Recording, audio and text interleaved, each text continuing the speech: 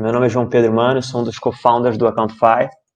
Queria agradecer a oportunidade dada pelo pessoal da Pensar Contabilidade de estarmos aqui falando, fortalecendo o ecossistema nesse momento tão diferente, tão complicado, que todas as companhias se meteram por causa de uma crise mundial. E discutir um pouquinho da forma como vamos sair desse momento e o que a gente pode esperar de mudança e que tipo de decisão era importante que a gente ficasse pensando e começasse a tomar. Tá? Antes de falar um pouquinho sobre esse tema, queria contar para vocês um pouquinho da minha história, tá? Como é que a gente chegou até aqui. Bom, eu sou co-founder do Accountify, eu sou engenheiro de produção pela PUC. Como qualquer engenheiro, eu sou apaixonado por matemática, então sempre me envolvi muito com a área de matemática. Então, aprofundei meus estudos em métodos matemáticos para economia, que é a estatística, e análise de risco. E isso acabou me gerando o convite para assumir pela GP como executivo da IBAN, para montar a área de planejamento financeiro de uma companhia que o fundo, né, que sempre foi um fundo super reconhecido pelo modelo de gestão, pela forma como ajudava as companhias a performar, com um modelo super alicerçado em meta, em desempenho, um modelo muito conhecido para a história da Ambev, e que acabou permeando por uma série de companhias no país. Recebi o desafio de entrar numa companhia que não tinha nada, na verdade éramos 8 pessoas, um caixa super gordo, e o desafio de consolidar, comprando companhias, consolidar o mercado de agregado mineral no Brasil. Bom, não é novidade para ninguém que isso é super complicado, porque éramos uma companhia ainda sem nenhum tipo de gestão, comprando operações que cada um tinha um jeito de operar, e em muitas delas o modelo financeiro não era muito estruturado. Como é que conseguimos aplicar um modelo estruturado nessas companhias? E aí foi minha grande escola, né, desse processo de usar a contabilidade para tomada de decisão. Então, como é que eu consigo usar a contabilidade como ciência, como ferramenta para eu tomar decisões assertivas e mudar o rumo de negócio? E aí, me apaixonei pelo tema e saí com meu sócio, que também nós trabalhávamos juntos lá. Saímos da companhia para fundar a São Conrado Capital, uma boutique de M&A, e o nosso objetivo era levar a gestão para as companhias que estavam no nosso portfólio e levantar capital para elas. E para isso, não tinha melhor forma para fazer que não fosse usando os números contábeis. Então, nós nunca acreditamos em outro número, planilha ou qualquer número gerencial que não fosse o número contábil. E todos os benefícios que o uso da contabilidade nos traz para a tomada de decisão. Então, diante disso, fundamos a São Conrado, fizemos alguns deals na área de tecnologia, alguns deles conhecidos, e fomos apresentados com mais ênfase a esse meio de tecnologia que vinha passando por uma disrupção grande, e acabamos tendo uma ideia de criar uma plataforma que levasse essa governança financeira que a gente tanto acreditava, que tanto sabia que vinha dando certo tanto nos clientes, bem como nas empresas das quais fomos executivos no passado. Como é que a gente transformava tudo isso dentro de uma plataforma e conseguisse levar a gestão de alto nível a companhias de pequeno e médio porte, tá? E aí, no meio desse processo, o nosso networking sempre foi muito ligado a companhias médias e grandes. A gente acabou criando um software sem perspectiva comercial, mas apresentando para companhias grandes. E, para nossa surpresa,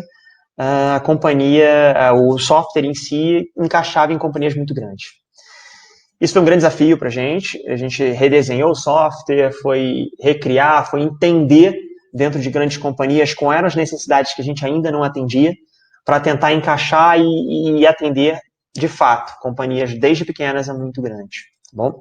Dentro desse mundo, apresentando para vocês, para quem não conhece, eu queria apresentar o Accountify. Nós somos uma plataforma SaaS, então uma plataforma que roda na nuvem, num serviço de assinatura, com o propósito a facilitar a gestão financeira de alta performance. Tá?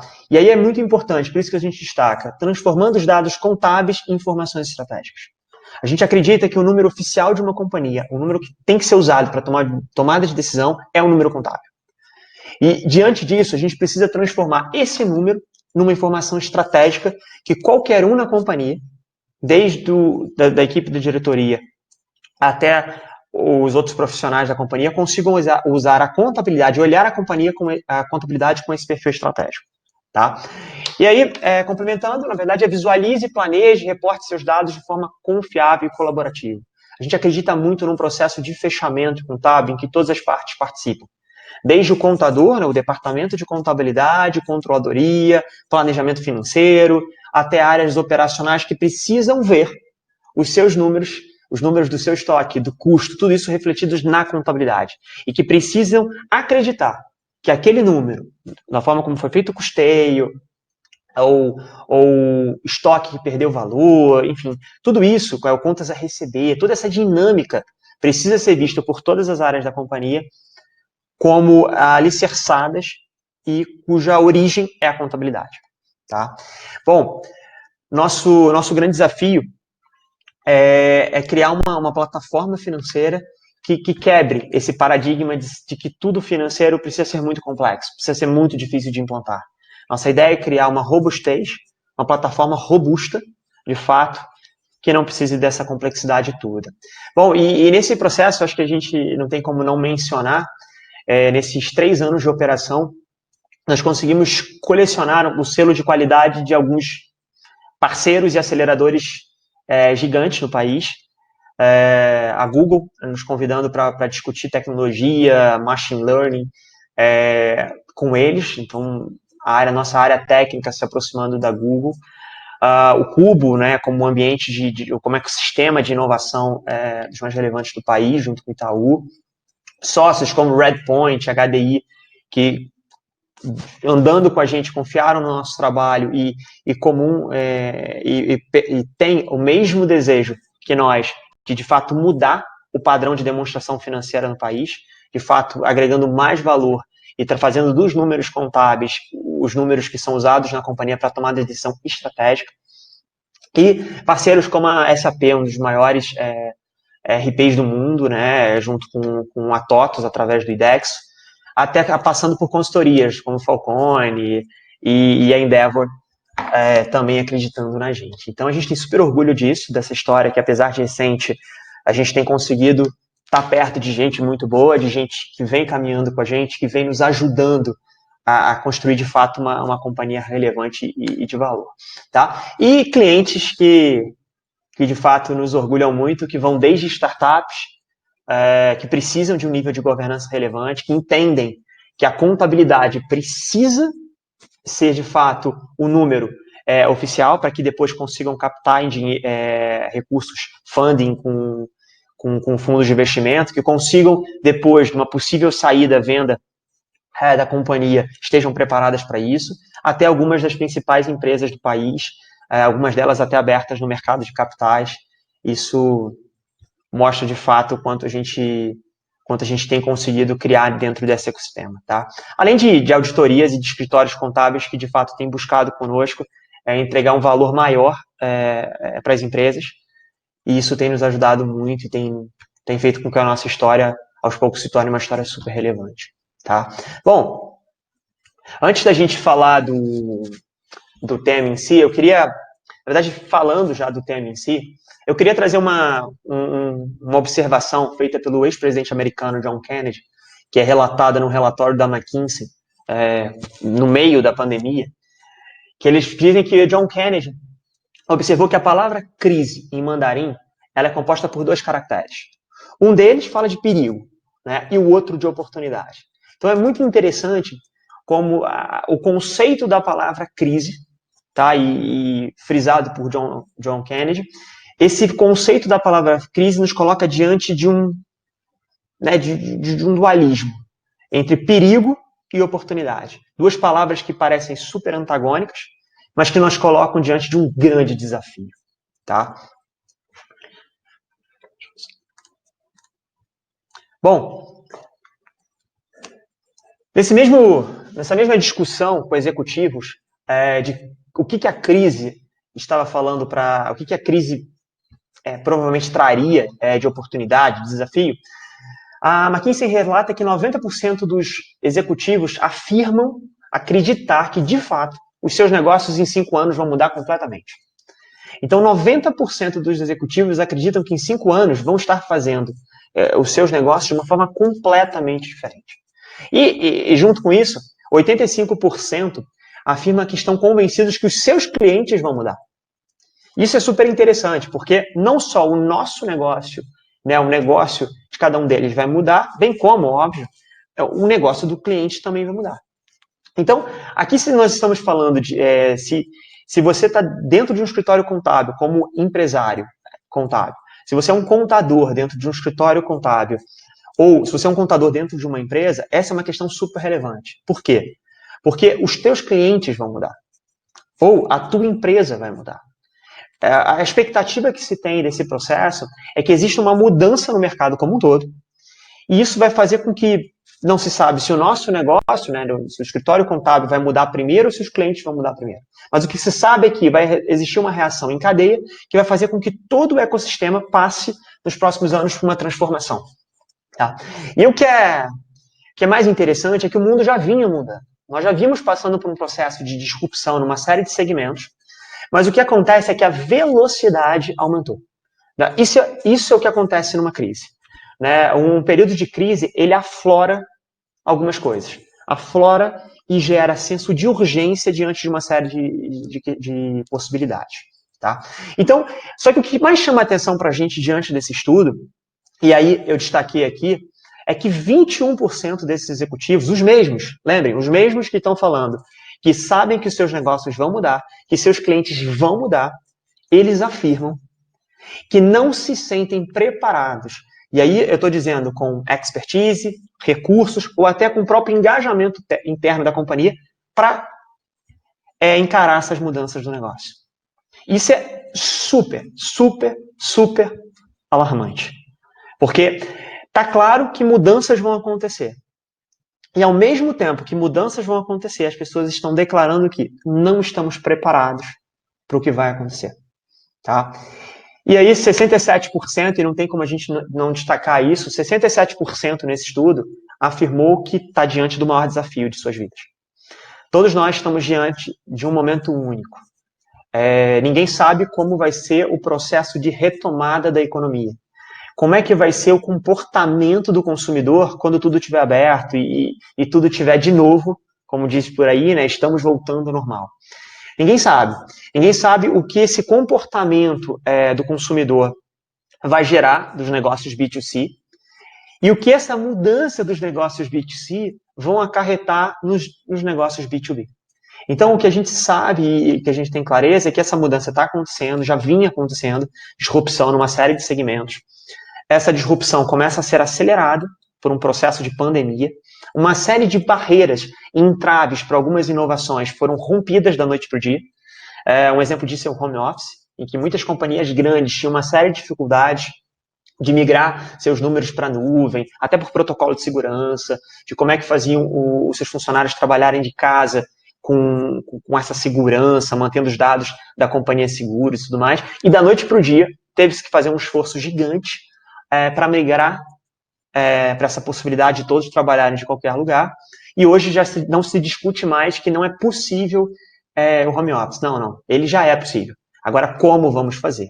Então, essa disrupção acelerou, o que faz com que tenhamos diante de nós, de fato, um grande desafio, que precisamos saber como é que vamos encarar. Tá? Bom, e aí, para continuar, só para terminar com esse assunto desse levantamento feito com alguns executivos, surge um apontamento super interessante. Na média, 70% dos executivos acreditam que os segmentos, em média, 70% vão sofrer algum tipo de disrupção. E é muito interessante porque a gente, quando fala de disrupção, a gente fala muito em tecnologia. A gente acredita que a tecnologia é o vetor de disrupção, então que somente a tecnologia vai passar por esse processo. E não é verdade. Você vê que a tecnologia tem um destaque maior, é onde todo mundo acredita que, de fato, vai haver uma disrupção maior, mas não é só tecnologia. Uma série de segmentos apontam que provavelmente vai existir algum tipo de mudança. E aí a gente está falando de consumo, dos setores farmacêuticos, serviços, varejo, saúde, todo mundo vai passar por algum tipo de mudança decorrente dessa necessidade que aconteceu da noite para o dia. Tá?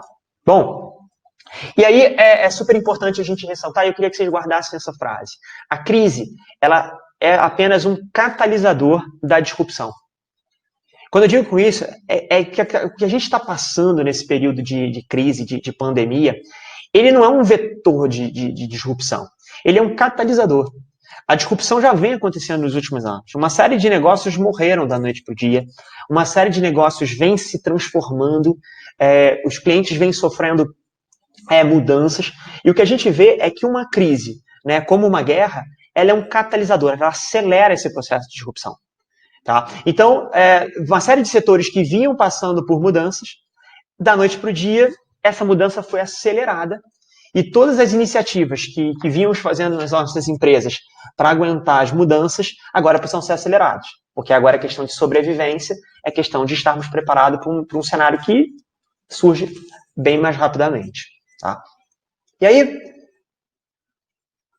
eu queria levantar um seguinte ponto e um seguinte alerta. Tá? A tecnologia por si só, ela não é o disruptor do novo normal. Tá? Esse novo normal, essa expressão que surgiu, que na prática estamos todos tentando entender o que vai ser, não sabemos ainda, por ser uma situação nova, ainda não sabemos o que vai ser, mas o que a gente vê é que a tecnologia, ela não é o principal. Ela não é. Na verdade, o que faz o mercado sofrer uma disrupção é a necessidade do cliente. Então, o que a gente precisa é estar sempre na nossa mente, como empresários, como líderes de negócio, nas nossas empresas. O que precisamos entender é o seguinte: as demandas dos clientes, quando não percebidas, elas são a maior ameaça para o negócio. Tá? Eu vou passar por um slide aqui muito rápido, porque essa visão é super conhecida e esse slide ele é super batido. Tá? Mas tem um aspecto super interessante nesse slide que o período de quarentena nos trouxe. A gente sempre falou que a Netflix não matou o Blockbuster e não foi ela que matou mesmo. O que matou foi o modelo da Blockbuster que não funcionava mais para os clientes. Uber não matou os taxistas, né? Ambos ainda existem, coexistem, mas uma falta de serviço, ou pelo menos a percepção do cliente sobre o serviço e tarifas acabou mudando. O Spotify, mesma coisa, a Amazon, a mesma coisa, o Airbnb com a hotelaria, e para não deixarmos de trazer aqui um membro brasileiro desse assunto, né, de disrupção, de modelo de negócio, o Quinto Andar também não está matando com as imobiliárias. O Quinto Andar está revendo a forma como sempre alugamos os nossos imóveis.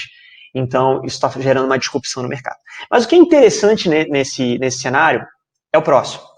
É um desses 6 players que fez a disrupção, que mudou o modelo de negócio e diante do coronavírus, né, diante do cenário que estamos vivendo, também está tendo que rever o seu negócio. E esse é o cenário do Airbnb. Tá? Numa frase, o Brian, founder e CEO do Airbnb, numa entrevista para a CNBC, dos Estados Unidos, ele falou, olha, demoramos 12 anos para construir um negócio. 12 anos o Airbnb fez a disrupção do mercado de hotelaria, mudou. Fez todo mundo perceber que era possível alugar o seu imóvel com uma qualidade e um custo super interessante e fazia sentido. Ele diz, mas em 4 a 6 semanas nós perdemos tudo. 12 anos para uma disrupção. 4 a 6 semanas. O negócio teve que demitir 25% dos seus funcionários. E aí a frase final dele é super interessante, que ele diz, olha, eu acho que o turismo vai demorar, vai voltar, sem dúvida, aliás, ninguém tem dúvida que o mercado volta, vai voltar, mas tomará mais tempo do que pensávamos. E aí o que é mais importante, né, a gente checar, e será diferente. Então, uma startup que fez a disrupção, que mudou o modelo de negócio de hotelaria, agora está tendo que olhar para os seus clientes de novo e falar, opa, o que vai mudar? O que vai acontecer? Como é que vai ser esse diferente? Porque vai acontecer uma nova disrupção e a gente precisa estar preparado, senão também um dos disruptores vai passar por essa disrupção e pode acabar morrendo. Esse é um vídeo super interessante para quem é da área de tecnologia, tá? Que está lá no YouTube. Que é a evolução das linguagens de programação no tempo. Né? E aí o número que está aparecendo aí é o percentual de uso, né, ou de preferências dos programadores em cima de tecnologias novas. O que a gente percebe aqui é que no tempo a tecnologia foi evoluindo. E ela vem evoluindo com grande rapidez. Mas ela não é o vetor de mudança.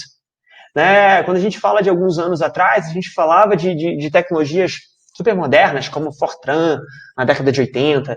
Depois começou a vir a onda do C, C Sharp, o Java. Hoje fala-se muito de Python. Hoje começa a surgir uma série de aplicações aplicando machine learning, deep learning, inteligência artificial em modelos de negócio diferentes, grandes massas de dados com data science para que possamos avaliar e tudo mais. Mas isso tudo são ferramentas. Tá? E isso não é o mais importante. Eu tenho uma reunião com o CEO de um grande e-commerce do Brasil. Ele teve uma expressão super interessante, em que ele diz: eu não tenho fetiche, na verdade, quando questionado sobre que tecnologia eles usavam dentro da companhia, até porque são referência na área, ele respondeu: eu não tenho fetiche sobre tecnologia, eu tenho fetiche sobre modelo de negócio. E nós usamos a melhor tecnologia que se encaixa no nosso modelo de negócio. E é isso que eu queria que todo mundo percebesse aqui. Precisamos entender a demanda do nosso cliente, o que o cliente espera de nós. E aí, quando percebemos o que ele espera de nós, ou o que ele vai esperar nos próximos meses e anos de disrupção, somos capazes de usar as melhores ferramentas para o nosso modelo de negócio. Então, precisamos procurar na tecnologia a resposta para solucionar o nosso modelo de negócio. Mas não se percam na tecnologia. Tá? Busquem entender o cliente. Entendam o que o cliente está demandando de vocês. Porque quando percebemos o que o cliente quer, seremos capazes de escolher as melhores ferramentas, melhores plataformas, melhores processos e políticas internas para que possamos atender ao cliente, porque ele é o foco. Tá? Bom, e aí, o que a contabilidade tem a ver com isso tudo? Por enquanto a gente está falando de negócio, né, dessa disrupção que tende a acontecer, mas o que a contabilidade tem a ver com essas mudanças que estão acontecendo? Tá? Tudo. E aí eu faço minhas as palavras de um guru de investimento americano, Warren Buffett, o homem responsável por, na verdade, que fez a sua fortuna investindo em empresas como Coca-Cola, Disney, Gillette, American Express, em que, quando perguntado sobre finanças, ele respondeu: a contabilidade é a linguagem dos negócios. E numa entrevista para uma rede americana, ele foi além. Enquanto lia os reportes financeiros, né, os financial reports das empresas americanas abertas no jornal, ele vira-se para a câmera e diz: eu tenho acesso às mesmas informações e números que todo mundo sempre teve. Isso é encantador, porque o que ele alega é: olha, eu não estou com a informação diferente de ninguém. Só que o meu olhar, e aí que aqui está o segredo, usando a contabilidade como óculos, né, dessa identificação, eu consigo identificar companhias que de fato são sustentáveis no tempo. E o mais interessante é que estamos vendo a frase de um investidor que fez a sua fortuna, se tornando o homem mais rico do mundo, em cima de companhias que passaram por crises ao decorrer dos anos, das mais variadas. Passaram pela bolha da internet, em 2000, em 2008, a crise do subprime, então, assim, e agora vão passar, obviamente, pela crise do coronavírus. E aí, usando a contabilidade, e mais precisamente, usando esse tripé, demonstrativo de resultado, balanço patrimonial e fluxo de caixa, nós conseguimos entender qualquer tipo de negócio. E aí eu fiz questão de destacar o fluxo de caixa, porque talvez essa seja das peças contábeis a menos usada pelo público em geral para tomada de decisão. Isso é um erro gigante e a gente não pode deixar isso acontecer. O fluxo de caixa contábil ele precisa ter um viés gerencial. Eu preciso gerar, através da contabilidade, o fluxo de caixa. Eu preciso tomar decisão financeira em cima da contabilidade. Porque é nesse fluxo em que eu vejo a variação do capital de giro, em que eu vejo o quanto eu estou financiando o cliente, o quanto eu estou financiando ou sendo financiado por fornecedor. É nesse fluxo que a gente consegue ver despesas que por algum motivo ficaram fora do resultado. Então, eu estou tendo lucro, mas as minhas despesas estão entrando como adiantamento. Então, sai do caixa, mas não se reflete no lucro. Então, é muito importante nós usarmos isso como mantra. Como é que eu consigo usar DRE, fluxo caixa e balanço para tomada de decisão? Tá? E aí, voltando um pouquinho sobre demanda de cliente, né? Como é que os nossos clientes que usam, né, o nosso conhecimento contábil, precisam. O que eles precisam, o que eles demandam? Eu queria trazer mais uma discussão aqui, que o Steve Jobs uma vez mencionou, e aí o guru da tecnologia, um dos homens mais bem-sucedidos e um dos mais respeitáveis que a gente pode falar sobre tecnologia e sobre inovação, disrupção, ele falou que, olha, o usuário ele não sabe o que quer. E aí ele sempre mencionava Henry Ford, dizendo, olha, se os usuários, se Henry Ford, em vez de ter criado o carro, tivesse perguntado para os usuários o que vocês queriam, o que eles queriam, eles teriam falado nós queríamos cavalos mais rápidos, e não carros. Mas o que é mais interessante é que a gente usa errado o contexto da frase.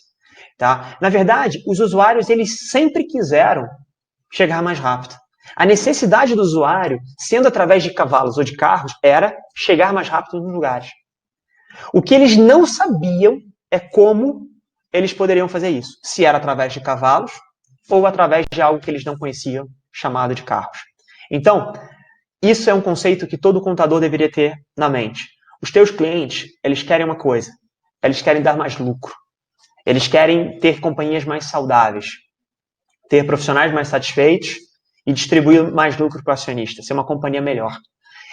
Às vezes, eles não sabem que, para isso, eles podem usar a contabilidade como informação, como matriz de informação oficial e a melhor informação para tomada de decisão. Então, eles não sabem que existe um carro, eles não sabem que a solução que eles querem não é através de cavalos mais velozes ou de planilhas gerenciais mais velozes, não é isso. Eles precisam de algo diferente. Tá? Então, vamos lá, vamos falar sobre diretores financeiros, CEOs, empresários, o que pensam os nossos clientes. Foram definidas 3 prioridades principais para o departamento financeiro nos próximos anos. E aqui a gente destaca algumas que ficaram como as mais citadas pelos CFOs e controllers. Tá? Primeiro, reportes mais rápidos. Precisam ser melhores e mais rápidos. Outro com 41% de destaque que acontece aqui é maior visibilidade dos dados. E com 16%, até menos do que esses primeiros, inteligência artificial e algum tipo de automação. Tá? Muito importante, guardem isso, né? Os diretores financeiros, CEOs, controllers, têm demandado melhores reportes, mais rápidos e maior visibilidade de dados. Tá? Junto com isso, nessa mesma pesquisa, eles relatam que 30% relatou que tem muito atraso na informação. As informações demoram para chegar. E como demoram para chegar, ele não consegue tomar decisão com essa informação. Tá?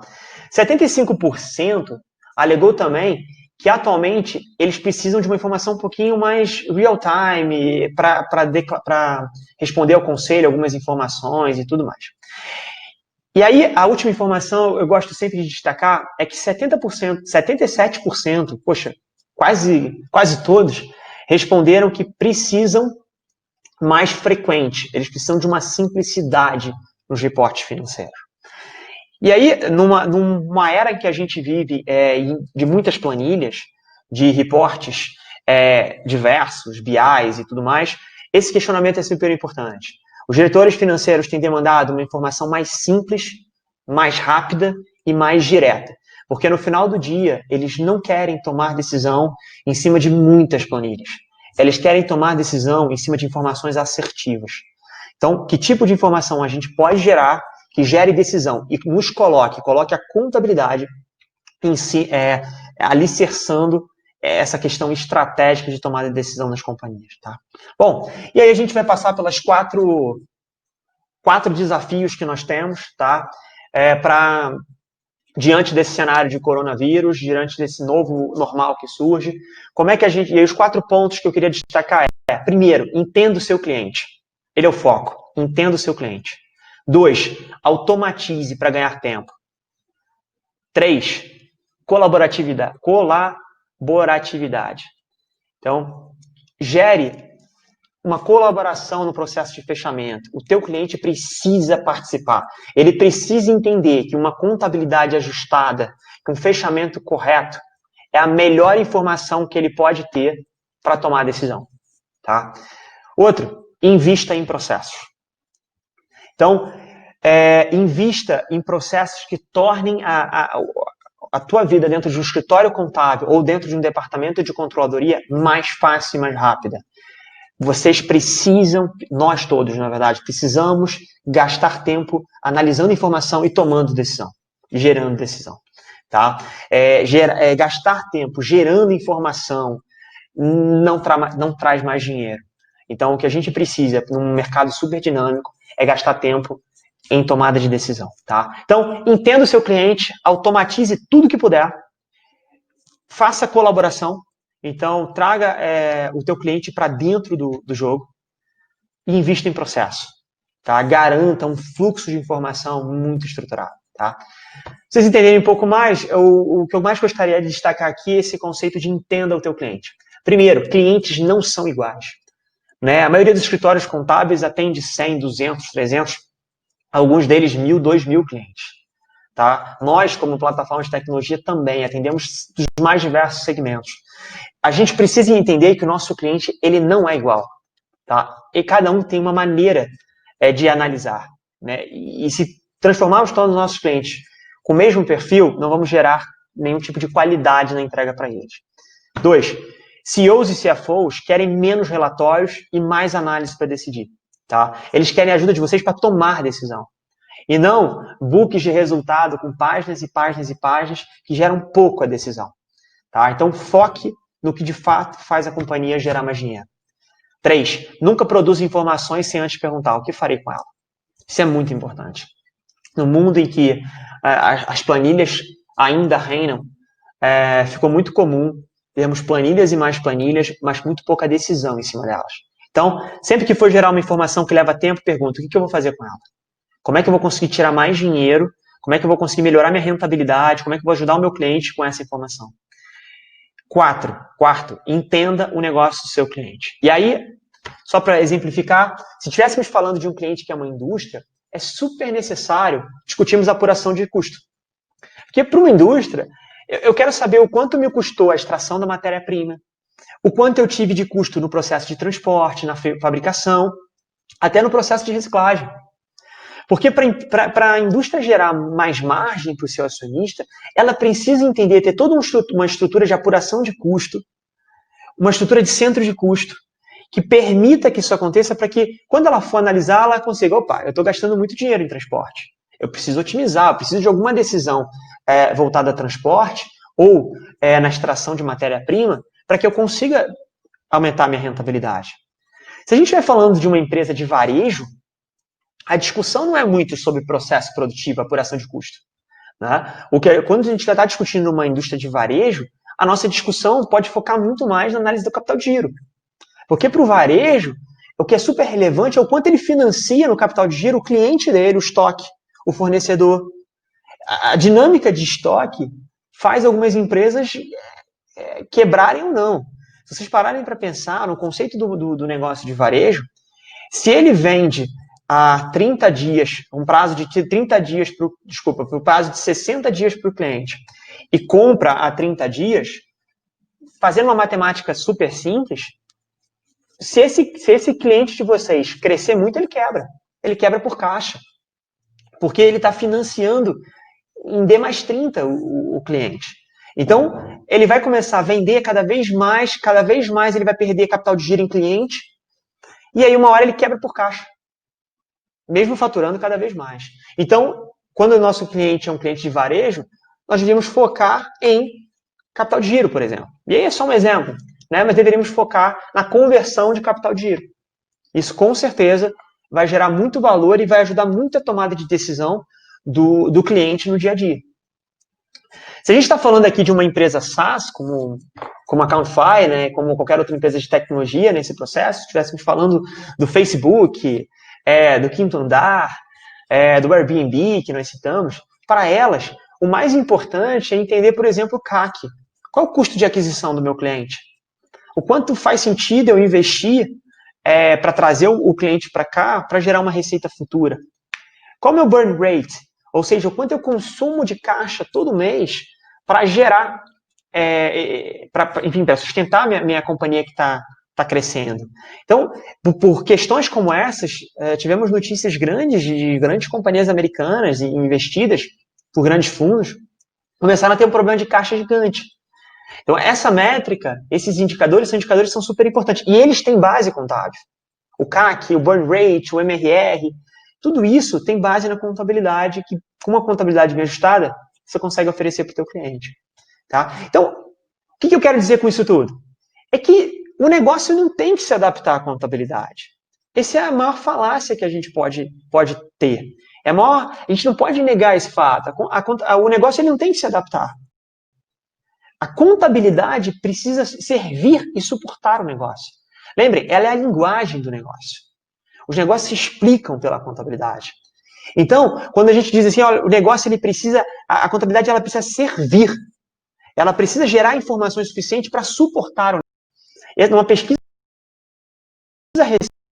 na pesquisa de 2016, na verdade, do Sebrae, o Sebrae fez a seguinte pergunta, né? Perguntando o que você espera do teu escritório contábil, tá? Nesse caso, especificamente externo, então não dá para a gente generalizar, né? Para o departamento de contabilidade nesse caso, mas especificamente foi feita a pergunta: qual é a percepção que você tem do escritório contábil, da entrega do escritório contábil, percepção do que você demanda e do que é ofertado? E vocês perceberem, a dos clientes parece demandar ou esperar uma entrega maior do que a percepção que eles têm de entrega. E isso, então, é importante a gente perceber que pela pesquisa do Sebrae, existe uma grande distância entre a percepção de oferta e a percepção de demanda, tá? De um cliente para um escritório contábil. Tá? E aí, na mesma pesquisa, eles fizeram a seguinte pergunta: as informações que o escritório de contabilidade ou contador externo lhe enviam ajudam a tomar decisão no dia a dia da sua empresa? E a gente percebe que 47%, quase metade dos que responderam a pesquisa disseram não. A informação que eu recebo não me ajuda a tomar decisão. E 53% dos que disseram sim, disseram que apenas 33%, um terço deles, de fato revisaram a estratégia de negócio em cima do número contábil. Então, gente, isso é super importante. Isso é um ponto que a gente não pode negar. A gente precisa entender que existe uma demanda. E mais uma vez, quando existe uma demanda, existe valor, existe oportunidade. Tá? Na mesma pesquisa, o Sebrae perguntou se os que responderam não ou sim topariam pagar mais para o seu escritório contábil para receber aquilo que eles julgavam não estar recebendo. E a maioria deles disse que sim. E a grande maioria disse que poderia pagar até acima de 20% do que já pagava hoje para receber algo mais.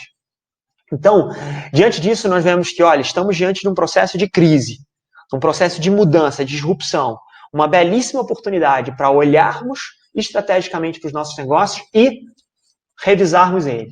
E diante disso, temos sim uma percepção entre oferta e demanda muito distinta. E aí, quando existe esse gap entre oferta e demanda, os primeiros a perceber isso são os que ocupam espaço. Né? Lembrem, falamos de Spotify, Quinto Andar, Airbnb, todos esses usaram a tecnologia. Mas, acima de tudo, perceberam que existia um gap. Tá? Um gap grande entre o que o cliente queria e entre o que era ofertado pelos concorrentes. Se aproveitaram disso e fizeram uma disrupção nos seus mercados. Tá? Bom, além de entender o cliente, automatize tudo. Transforme a contabilidade em dados gerenciais. Não podemos permitir que os clientes construam planilhas e planilhas para chegar à conclusão se estão dando lucro ou não, para analisar os seus negócios. Quando temos o balancete, como temos um balancete por cento de custo, razão, toda a estrutura de alocação construída para isso. Então, menos rateios e mais alocações. Vamos tratar no processo. Tragam o cliente para a mesa, entendam a necessidade, entendam que número ele precisa, que tipo de pergunta ele precisa responder. E automatizem isso. Porque se conseguirmos automatizar esse processo, vamos ser capazes de gerar cenários com mais agilidade. Vamos conseguir dar oportunidade de obtenção de crédito, por exemplo, aos nossos clientes. Tá? Os diretores financeiros já têm priorizado, os teus clientes já têm priorizado. Eles querem reportes melhores. Eles não têm mais tempo para ver muita coisa. Eles precisam ver poucos números que dizem muita coisa. E quando esse número é alicerçado na contabilidade, nós temos um número suficiente para tomada de decisão de maneira estratégica. Só para a título de exemplo, numa pesquisa feita na Holanda, alguns anos atrás, foram analisadas 15 mil planilhas, tá? E circuladas 15.770 planilhas, circuladas em mais de 65 mil e-mails, tá? E o mais incrível, 24% dos arquivos apresentavam erros. Um quarto dos arquivos tinha algum tipo de erro.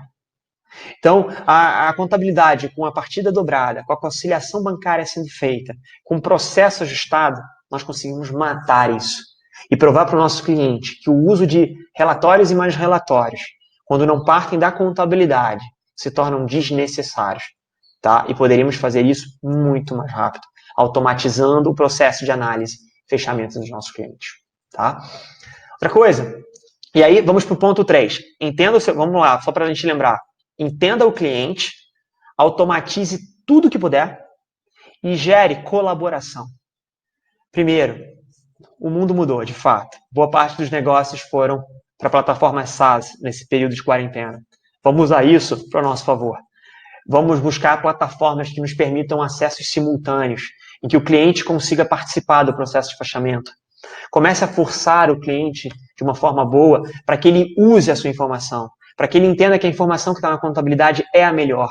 E aí, com isso, ele vai gastar tempo em te ajudar a melhorar esse processo para que, de fato, tenhamos uma base única de informação na área de finanças.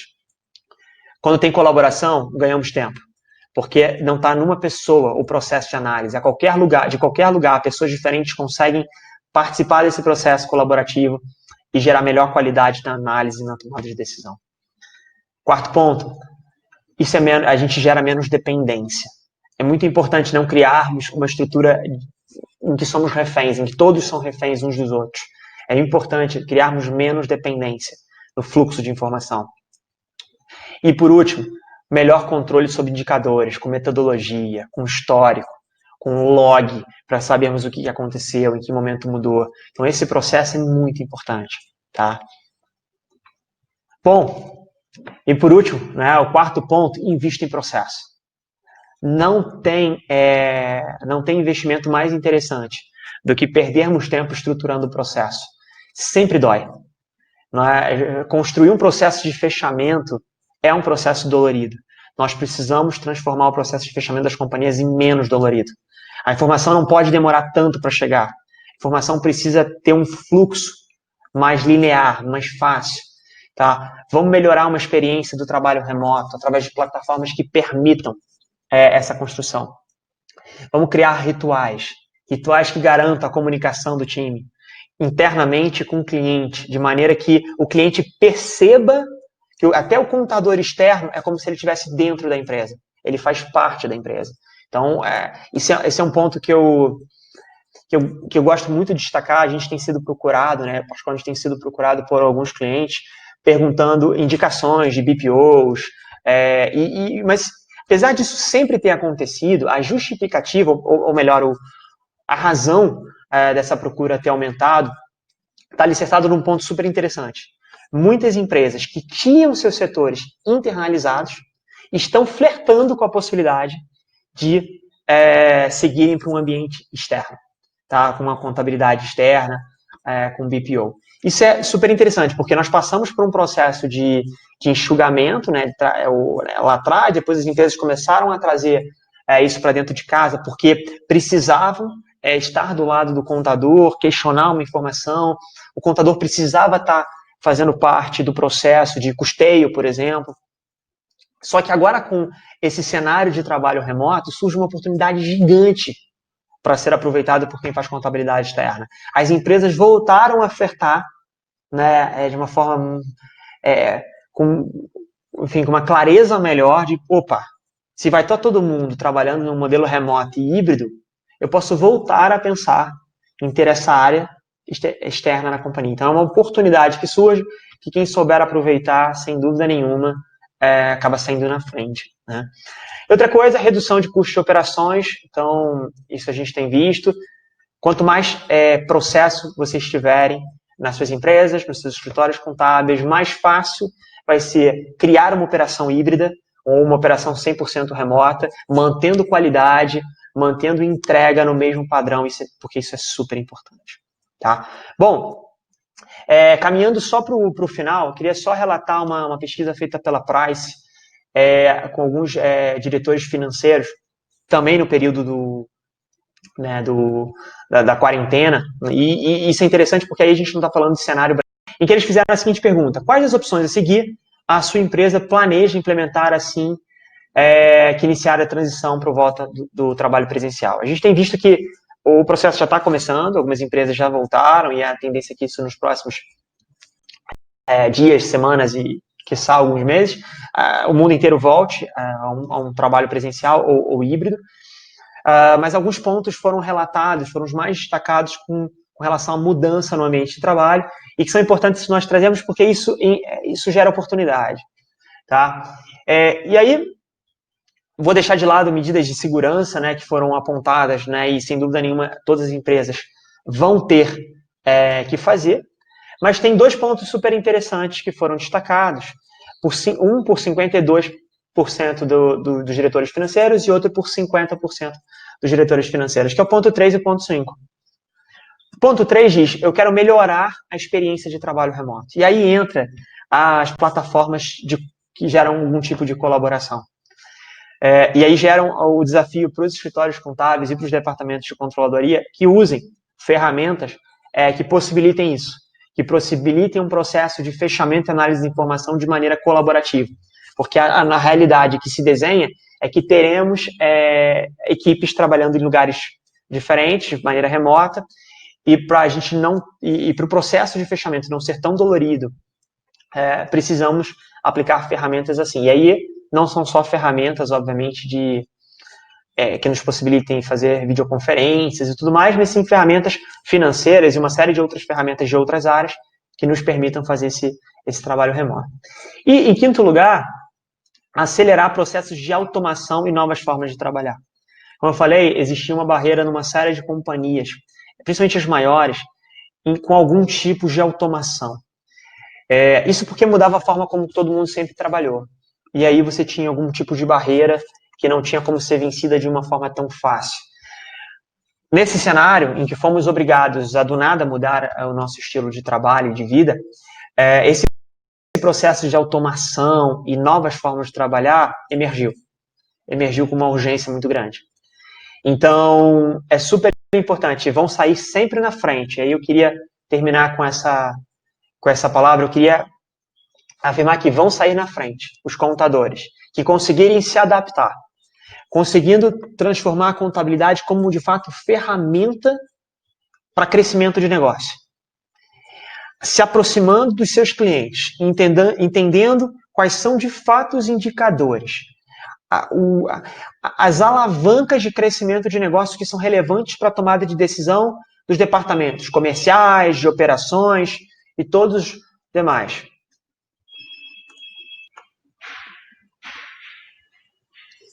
Então, eu queria terminar com essa palavra. Diante de um cenário em que tudo está em mutação, os escritórios contábeis e os contadores dentro das companhias que conseguirem se adaptar mais rápido, conseguirem, de fato, mostrar para os seus clientes o potencial da contabilidade, convencerem os seus clientes que não existe melhor informação para guiar um negócio na tomada de decisão do que a informação contábil. E, acima de tudo, e aí eu acho que é o mais importante, aqueles que conseguirem se aproximar dos seus clientes, entenderem o negócio dos seus clientes, entenderem como os seus clientes avaliam se o negócio está indo bem ou mal, quais são as alavancas de crescimento, quais são os indicadores que têm que ser monitorados, qual é o foco que tem que ser dado. E pegarem isso e transformarem em melhor estrutura de centro de custo, melhor plano de contas, melhor estrutura de demonstrativo de resultado, fluxo de caixa, balanço, transformarem essas informações operacionais da companhia numa informação de tomada de decisão para cada cliente, sem dúvida nenhuma, saem super na frente nesse processo. Queria agradecer o tempo de vocês, né, e agradecer toda a organização do evento. Queria deixar meus contatos e me colocar super à disposição me adicione no LinkedIn, vamos conversar, vamos falar um pouquinho, conversar um pouco sobre esse ecossistema que tem sofrido tantas mudanças e, enfim, colaborarmos para que, de fato, os negócios consigam sair dessa crise e consigam sair dessa crise ainda melhores do que antes disso tudo, tá bom?